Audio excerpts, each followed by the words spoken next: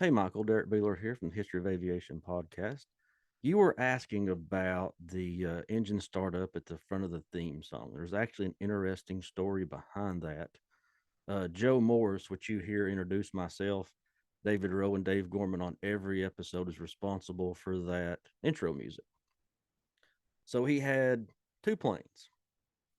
He recorded a SR-22 Sirius that belonged to Chad Sullivan, and he also recorded a 1954 Bonanza that belonged to Captain Quentin Elkins.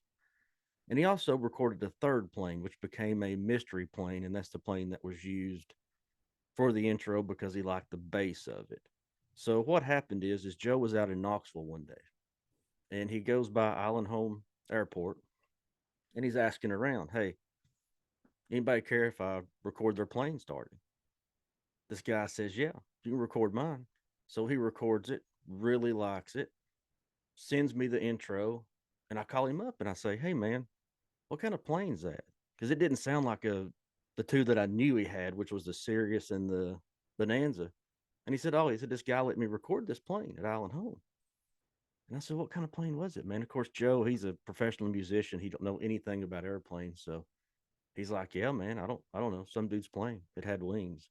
So the plane that you hear in the intro was at Island Home that day. I don't know if it stayed there. I don't know what it is. It's a complete mystery. So I'm glad you asked that question. I thought I'd tell you personally. Thanks, bud.